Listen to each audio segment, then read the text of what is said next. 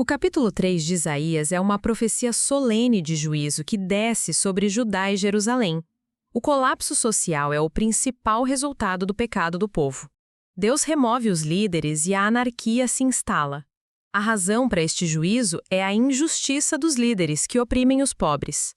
A profecia termina com uma condenação detalhada da arrogância das mulheres de Jerusalém, que serão humilhadas e despojadas de suas riquezas.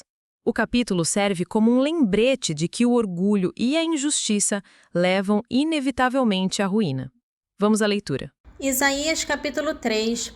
Eis o que o Senhor, Deus dos exércitos, vai tirar de Jerusalém e de Judá todo o sustentáculo, todo o recurso, toda a reserva de pão e toda a reserva de água, o valente e o guerreiro, o juiz e o profeta, o adivinho e o ancião, o chefe de 50, o grande e o conselheiro, aquele que possui segredos e se dedica aos sortilégios. Por príncipes eu lhes darei meninos, e adolescentes deterão o poder sobre eles. Os povos se maltratarão uns aos outros, cada um atormentará seu próximo. O jovem insultará o velho e o vilão o nobre. Um homem se aproximará de outro e dirá: Tu tens um manto na casa de teu pai, é mister que seja nosso príncipe. Toma sob teu poder esta ruína. O outro então protestará: Eu não posso curar essas chagas, e em minha casa não há nem pão nem manto. Não me façais príncipes do povo. Jerusalém, com efeito, ameaça a ruína, e Judá se desmorona, porque suas palavras e suas ações se opõem ao Senhor, e desafiam os olhares de sua majestade. Sua parcialidade testemunha contra eles. Ostentam seus pecados como Sodoma, em vez de escondê-los. Ai deles, porque causam dano a si mesmo. Feliz o justo, para ele o bem. Ele comerá o fruto de suas obras. Ai do ímpio, para ele o mal, porque ele será tratado segundo as suas obras. O meu povo é oprimido por tiranos caprichosos, e cobradores de impostos o dominam. Povo meu, teus guias te desencaminham, destroem o caminho por onde tu passas. O Senhor se levanta para acusar e se ergue para julgar seu povo. O Senhor entra em juízo contra os anciãos e os magistrados de seu povo. Fostes vós que devorastes a vinha. O espólio do pobre está em vossas casas. Por que razão calcais aos pés o meu povo e maltratais a face dos pobres? Declara o Senhor, Deus dos exércitos. E o Senhor disse: Já que são pretensiosas as filhas de Sião e andam com o pescoço emproado, fazendo acenos com os olhos, e caminham com passos afetados, fazendo retinir as argolhas de seus tornozelos, o Senhor tornará sua cabeça calva e desnudará sua fronte. Naquele tempo, o Senhor lhes tirará as joias, as argolas, os colares, as lúnulas, os brincos, os braceletes e os véus, os diademas, as cadeias, os cintos, os frascos de perfumes e os amuletos, os anéis e os pingentes da fronte, os vestidos de festa, os mantos, as gazas e as bolsas, os espelhos, as musselinas, os turbantes e as mantilhas.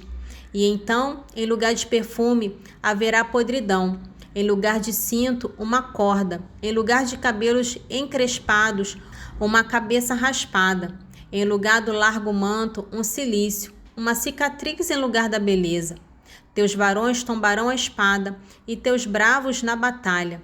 Suas portas gemerão e se lastimarão, e ela, despojada, se sentará por terra. Em resumo, o capítulo 4 de Isaías é uma profecia curta, mas de grande importância. Ela serve como uma ponte de esperança. A primeira parte do capítulo ilustra a total desolação que virá como resultado do juízo de Deus, mostrando a consequência direta do orgulho e da injustiça do povo. No entanto, a passagem rapidamente se move para uma visão de restauração, onde o remanescente que sobreviver será purificado de seus pecados e se tornará santo. A profecia culmina com a promessa de que Deus habitará novamente entre o seu povo, oferecendo proteção e glória sobre uma Jerusalém renovada. Isaías capítulo 4. Naquele tempo, 7 mulheres disputarão entre si um homem e dirão: É do nosso pão que comeremos, e de nossas vestes que nos cobriremos. Deixa-nos apenas trazer o teu nome, faze cessar nosso opróbrio. Naquele tempo, aquilo que o Senhor fizer crescer será o ornamento e a glória, e o fruto da terra será o orgulho e o ornato daqueles de Israel que foram salvos. O que restar de Sião, os sobreviventes de Jerusalém, serão chamados santos, e todos que estiverem computados entre os vivos em Jerusalém. Quando o Senhor tiver lavado a imundície das filhas de Sião e apagado de Jerusalém as manchas de sangue, pelo sopro do direito e pelo vento devastador, o Senhor virá estabelecer-se sobre todo o monte Sião e em suas assembleias, de dia como uma nuvem de fumaça e de noite como fogo flamejante, porque sobre todos se estenderá a glória do Senhor, como a cobertura de uma tenda, aguiçar de sombra contra o calor do dia e de refúgio e abrigo contra a procele e a chuva. O capítulo 5 de Isaías é um poderoso lamento sobre o fracasso de Israel. Começa com Canção da Vinha, uma parábola que mostra o cuidado de Deus por seu povo e sua profunda decepção. Ele esperava justiça, mas encontrou injustiça. O profeta então pronuncia 6 ais que condenam a ganância, o excesso, o orgulho e a injustiça social. O capítulo termina com uma profecia de juízo devastador, onde Deus usará uma nação estrangeira para punir seu povo. O capítulo é um lembrete solene de que a soberania de Deus e sua justiça prevalecerão sobre a rebelião humana. Isaías capítulo 5. Eu quero cantar para o meu amigo seu canto de amor a respeito de sua vinha. Meu amigo possui uma vinha em um outeiro fértil. Ele a cavou e tirou dela as pedras, plantou-a de cepas escolhidas, edificou-lhe uma torre no meio e construiu aí um lagar, e contava com uma colheita de uvas, mas ela só produziu agraço. E agora, habitantes de Jerusalém, e vós, homens de Judá, sede juízes entre mim e minha vinha. Que se poderia fazer por minha vinha, que eu não tenha feito? Porque quando eu esperava vê-la produzir uvas, só deu agraço. Pois bem, eu vos mostrarei agora o que hei de fazer à minha vinha. Eu lhe arrancarei a sebe para que ela sirva de pasto. Derrubarei o muro para que seja pisada. Eu a farei devastada, não será podada nem cavada, e nela crescerão apenas sarças e espinhos. Vedarei as nuvens derramar chuva sobre ela. A vinha do Senhor dos Exércitos é a casa de Israel, e os homens de Judá são a planta de sua predileção. Esperei deles a prática da justiça, e eis o sangue derramado. Esperei a retidão, e eis os gritos de socorro. Ai de vós que ajuntai casa a casa, e que acrescentais campo a campo, até que não haja mais lugar, e que sejais os únicos proprietários da terra. Os meus ouvidos ouviram ainda este juramento do Senhor dos Exércitos. Grande número de casas, eu o juro, será devastado. Grandes e magníficas herdades ficarão desabitadas. 10 geiras de vinha não produzirão mais que um bato, e um homer de semente não dará mais que um efá. Ai daqueles que desde a manhã procuram a bebida, e que se retardam à noite nas excitações do vinho. Amantes da cítara e da harpa, do tamborim e da flauta, e do vinho em seus banquetes, mas para as obras do Senhor não têm um olhar sequer e não enxergam a obra de suas mãos. Por causa disso, meu povo será desterrado sem nada pressentir. Sua nobreza será atenazada pela fome e a multidão mirrada pela sede.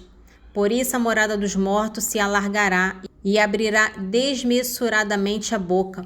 O esplendor de Sião e sua multidão barulhenta, seu alvoroço e sua alegria desaparecerão dela.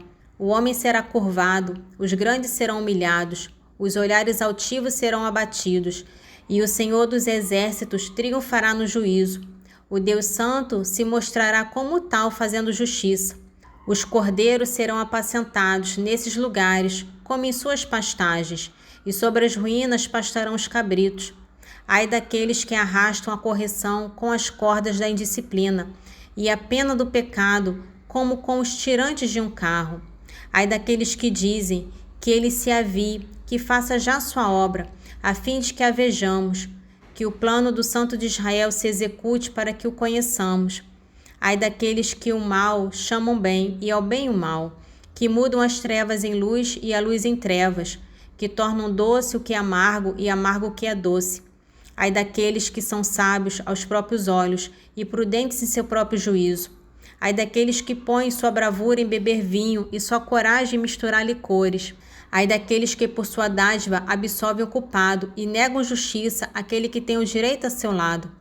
Por isso, assim como a palhoça é devorada por uma língua de fogo, e como a palha é consumida pela chama, assim a raiz dele sucumbirá na podridão e sua flor voará como a poeira, porque repudiaram a lei do Senhor dos Exércitos e desprezaram a palavra do Santo de Israel. Por isso o furor do Senhor se inflama contra seu povo, apodera-se dele e o castiga. Os montes tremem, seus cadáveres como carniça jazem nas ruas. Entretanto, sua cólera não se aplacou, e sua mão está prestes a precipitar-se. Ele arvora uma bandeira para chamar uma nação longínqua, assobia para fazê-la vir dos confins da terra, e ei-la que ágil acorre às pressas. Ninguém dentre eles se arrasta ou tropeça, ninguém dorme nem cochila, ninguém desata a cinta de seus rins, nem desaperta a correia dos sapatos. Agudas são as suas flechas, e todos seus arcos entessados. Os cascos de seus cavalos são duros como a perdeneira, e as rodas de seus carros assemelham-se à tempestade. É como o rugido da leoa e o rosnado leãozinho. Ele brame e agarra sua presa, e a carrega sem que ninguém lhe arrebate. Naquele tempo, um estrondo semelhante ao bramido do mar retumbará contra ele. Quando olhar a terra, só verá trevas e angústias, e no céu se estenderão nuvens tenebrosas. O capítulo 6 de 2 Coríntios é um apelo apaixonado e direto de Paulo aos crentes de Corinto. Ele os exorta a receber a graça de Deus de forma sincera e a não a tornar em vã. A passagem é uma defesa de seu ministério apostólico, na qual ele lista suas credenciais e os muitos sofrimentos que suportou. O tema central é a integridade de Paulo e seu apelo para que os coríntios abram seus corações para ele, assim como ele abriu o dele para eles. 2 Coríntios, capítulo 6, dos versículos 1 ao 13. Na qualidade de colaboradores seus, exortamo-vos a que não recebais a graça de Deus em vão, pois ele diz: Eu te ouvi no tempo favorável e te ajudei no dia da salvação. Agora é o tempo favorável, agora é o dia da salvação.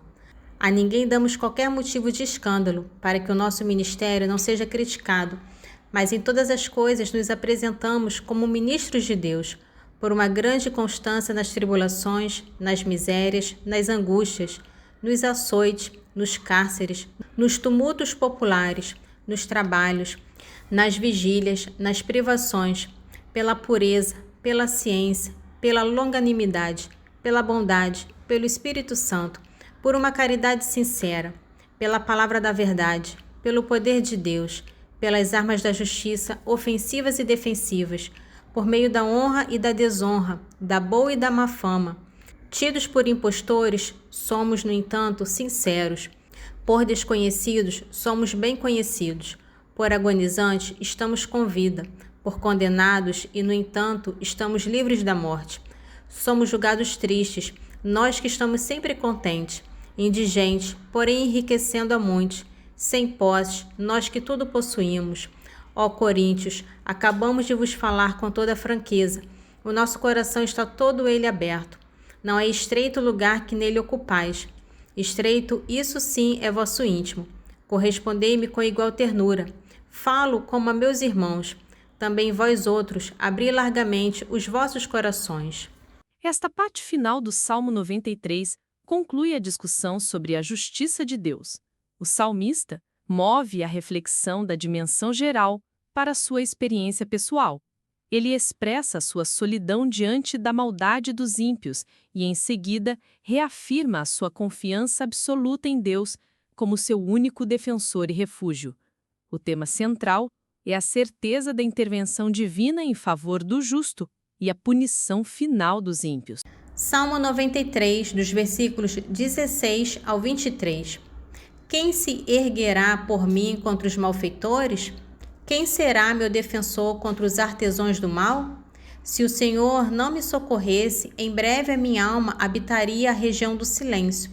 Quando penso, vacilo-me os pés, sustenta-me, Senhor, a vossa graça. Quando em meu coração se multiplicam as angústias, vossas consolações alegram a minha alma. Acaso poderá aliar-se a vós um tribunal iníquo que pratica vexames sobre a aparência de lei? Atenta contra a alma do justo e condena o sangue inocente? Mas o Senhor certamente será o meu refúgio, e meu Deus, o rochedo em que me abrigo. Ele fará recair sobre eles suas próprias maldades. Ele os fará perecer por sua própria malícia. O Senhor nosso Deus os destruirá. A parte final do capítulo 11 de Eclesiástico serve como uma conclusão prática e um lembrete severo sobre a incerteza da vida. O autor reforça a ideia de que o destino final do homem não está em suas próprias mãos, mas nas mãos de Deus. O tema central é a importância da humildade, e mais notavelmente a prudência em lidar com pessoas estranhas e perversas, pois a confiança precipitada pode levar à ruína. Eclesiástico capítulo 11, dos versículos 27 ao 36. No dia feliz, não percas a recordação dos males, nem a recordação do bem no dia infeliz. Pois no dia da morte é fácil para Deus dar a cada um conforme o seu comportamento. A dor de um instante faz esquecer os maiores prazeres. Com a morte do homem, todos os seus atos serão desvendados. Não louves a homem algum antes de sua morte, pois é em seus filhos que se reconhece um homem. Não tragas um homem qualquer à tua casa, pois numerosas são as armadilhas do que engana. Assim como sai um hálito fétido de um estômago estragado, assim como a perdiz atrai para a armadilha e o cabrito para os laços, assim é o coração de soberbos e daquele que está à espreita para ver a ruína do próximo. Transformando o bem em mal, ele arma ciladas e põe nódoas nas coisas mais puras. Uma centelha basta para acender uma grande fogueira. Um só rebanho é causa de múltiplos morticínios, e o pecador procura traiçoeiramente derramar sangue. Acautela-te contra o corruptor que trama iniquidade, para não acontecer que ele faça de ti um eterno objeto de mofo. Dás entrada em tua casa ao estrangeiro? Ele aí suscitará uma discórdia que te derrubará e te tornará inimigo das pessoas de tua própria casa. Glória ao Pai, ao Filho e ao Espírito Santo, assim como era no princípio, agora e sempre. Amém. Divino Espírito Santo, iluminai-nos, guiai-nos, dai-nos sabedoria e discernimento. Amém.